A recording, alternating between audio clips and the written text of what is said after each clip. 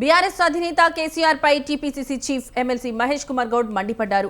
దళితులను చిన్నచూపు చూడడం కేసీఆర్ మాదిరి బీఆర్ఎస్ నేతలకు అలవాటుగా మారిందన్నారు. దళితుడిని ముఖ్యమంత్రిని చేస్తారని కేసీఆర్ ఆనాడు మోసం చేశారని దుయ్యబట్టారు.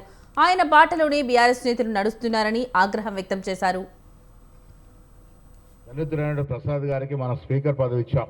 ఇలా అసెంబ్లీలో జగదీశ్వర్ రెడ్డి గారు వ్యవహరించిన తీరు, ఒక స్పీకర్ ని అవమానించిన తీరు చూస్తా ఉంటే గతంలో వారు నిరంకుశంగా ఒక నియంతలా వ్యవహరించిన కేసీఆర్ ఆనాడు దళితుడైన సంపత్ కుమార్ ను ఏ రకంగా అసెంబ్లీ నుంచి బయటేశారో, వారితో పాటు వెంకటరెడ్డి గారిని ఏ రకంగా బయటేశారో మనం చూసాం. ప్రజాస్వామ్య విలువలకు తిలోకదలుస్తూ ఆ ఇరువురిని కూడా ప్రభుత్వ తప్పిదాలు ప్రశ్నిస్తే నిర్దాక్షిణ్యంగా అసెంబ్లీ సభ్యత్వం, స్పీకర్ ని అదుపులో పెట్టుకుని అసెంబ్లీ సభ్యత్వాన్ని రద్దు చేసిన సంఘటన చూసాం.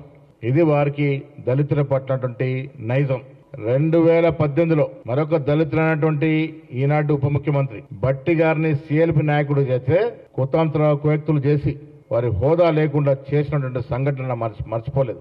సంపత్ కుమార్ విషయంలో గాని, ఇవాళ డిప్యూటీ సీఎంగా ఉన్న భట్టి విక్రమార్క విషయంలో గాని కేసీఆర్ వ్యవహరించినటువంటి నియంతృత్వం మనం మర్చిపోలేదు.